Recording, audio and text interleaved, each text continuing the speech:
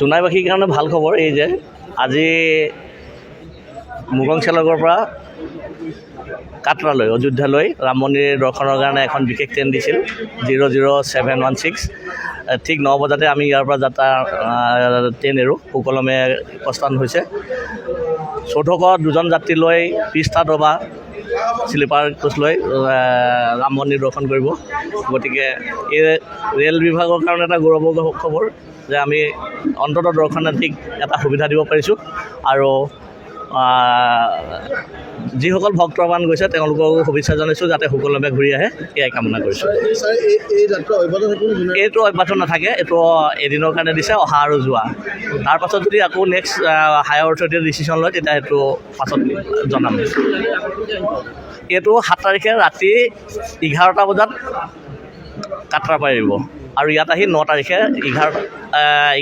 11টা বজাত ইয়াত পাবহি ইমানেই আৰু আজি জোনাইৰ পৰা আস্থা বিশেষ ৰেলখনৰ জৰিয়তে 40গৰাকী ৰাম ভক্ত তীৰ্থযাত্ৰী ইয়াৰ পৰা গমন কৰিছে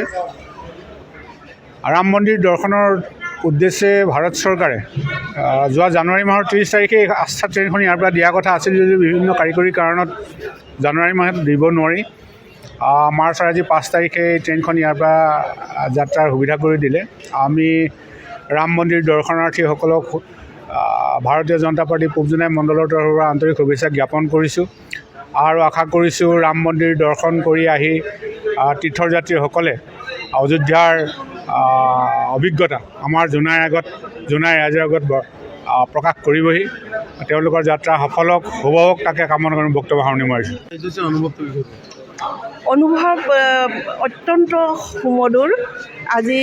500 বছৰৰ ভাৰতবৰ্ষৰ জনসাধাৰণে অপেক্ষা কৰা ৰাম মন্দিৰ জোনাইবাসীৰ ইয়াৰ পৰাও আমি 40জন ব্যক্তিক আমি ৰাম দৰ্শন কৰিবৰ কাৰণে পঠোৱাবলৈ ব্যৱস্থা আমাৰ ভাৰত চৰকাৰ আৰু অসম চৰকাৰে কৰি দিয়াৰ কাৰণে তেখেতসকলক প্ৰথমতে আমি ধন্যবাদ জ্ঞাপন কৰিছোঁ আৰু এই অকল ব্যক্তিয়ে যাতে সুকলমে ৰাম দৰ্শন কৰি পিনি আকৌ উভতি আহে তাৰ কাৰণে আমি আশা প্ৰকাশ কৰিছোঁ ধেমাজি জিলাৰ পৰা 240 জন গৈছে জোনাইৰ পৰা 40 জন গৈছে হয়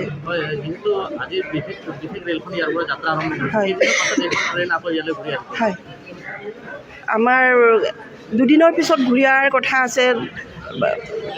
সময়ৰ কথা 9 তাৰিখেতো ঘূৰি অহাৰ কথা কৈছে তেখেতসকলে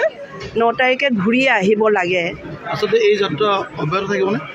এই যাত্ৰা অব্যাহত অল অসমতো আপোনালোকে গম পাইছে তিনিচুকীয়াৰ পৰা গৈছে বিশেষ ঠাইৰ পৰা গৈছে আজি আমাৰ ইয়াৰ পৰা গৈছে ঠিক তেনেধৰণে গুৱাহাটীৰ পৰা গৈ আছে আৰু কৰিমগঞ্জৰ পৰা গৈ আছে তেনেকুৱাকৈ বিশেষ স্থানৰ পৰা যাত্ৰা প্ৰত্যেক দিনে গৈ আছে আপোনালোকে নিয়মীয়াকৈ মহোৎসৱ ৰেলৱে ষ্টেচনৰ পৰা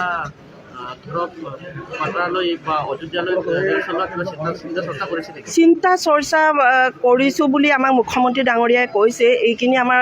আংকট ডাঙৰীয়াও এদিনা কৈছে যে এইখিনি আমাৰ আমি আলোচনা কৰি আছোঁ আৰু ৰেলৱে ডিপাৰ্টমেণ্টৰ লগতো আলোচনা কৰি আছোঁ যাতে ইয়াৰ পৰা আমি অযোধ্যালৈ আমি ট্ৰেইন এখন যাতে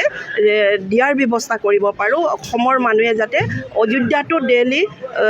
টিকেট কৰি বা ইয়াৰ পৰা যাত্ৰা কৰি পিনি যাতে দৰ্শন কৰিব পাৰে আমাৰ অযোধ্যা যিহেতু 2 বছৰৰ অনুপাততে আমাৰ সন্মানীয় প্ৰধানমন্ত্ৰী নৰেন্দ্ৰ মোদী ডাঙৰীয়াৰ নেতৃত্বত যি ভাৰতবৰ্ষত ৰাম জন্মভূমি মন্দিৰ স্থাপন হৈ গ'ল তাৰে অলপতে আমাৰ তেখেতলোকৰ কিছু খুব আস্থাৰে কৰি দিয়া ৰাইজক এইখিনিকে লৈ ৰাইজক মানে ইয়াৰ পৰা যি গোটেই ভাৰতবৰ্ষতেই আমাৰ অসম অকল নহয় গোটেই ৰাজ্যজুৰি আমাৰ ধৰ্মাৱলম্বী আৰু আমাৰ কাৰ্যকৰ্তা ৰাইজৰ কাৰণে তাতে স্বাগতম আছে গতিকে আজি মুৰ্কংচুলেক ৰেলৱে ষ্টেচনৰ পৰাই আমাৰ প্ৰায় 40 জন আমাৰ ধৰ্মাৱলম্বী আৰু আমাৰ কাৰ্যকৰ্তাসকলে তাতে অংশগ্ৰহণ কৰিব আৰু আমাৰ বিশেষকৈ আস্থা স্পেচিয়েল মুৰ্কংচুলেক কাটৰা 00716 ইয়াৰ পৰা যাত্ৰা হ'ব প্ৰায় 9টা বজাৰ পোনে আমি আৰম্ভ কৰিম আৰু ইয়াত যিমান আমাৰ কাৰ্যকৰ্তা বা আমাৰ ধৰ্মাৱলম্বীসকলে তাত অংশগ্ৰহণ কৰিছে আমি শুভেচ্ছা জ্ঞাপন কৰিছোঁ আৰু ইয়াতে আমাৰ উপস্থিত আছে সন্মানীয় ভাৰতীয় জনতা পাৰ্টি ধেমাজি জিলাৰ সভানেত্ৰী ৰূপা কামান বাইদেৱে ফিলাক অফ কৰিব আৰু লগতে উপস্থিত আছে আমাৰ সন্মানীয় আদিত্য বৰুৱা ডাঙৰীয়া ভাৰতীয় জনতা পাৰ্টি পূব জোনাই মণ্ডলৰ সভাপতি আৰু ইয়াতে উপস্থিত আছে আমাৰ সকলো দলৰ কাৰ্যকৰ্তা আৰু আমাৰ ৰাইজ আৰু ৰেলৱে ডিপাৰ্টমেণ্টৰ সকলো আমাৰ টুৰ মেনেজাৰসকল ইয়াতে আছে, পেট্ৰাল পেট্ৰি চিফ আপোনাৰ ছুপাৰভাইজাৰ IRCTC আৰু টুৰ মেনেজাৰ আমাৰ সুখ শ্ৰী লিপচে ডাঙৰীয়া, তেওঁলোকে এছিষ্টেণ্ট IRCT তেখেতে হয়, আৰু আমাৰ ধ্ৰুৱজ্যোতি হাজৰিকা তেখেতে আমাৰ ইয়াতে বৰ্তমান ষ্টেচন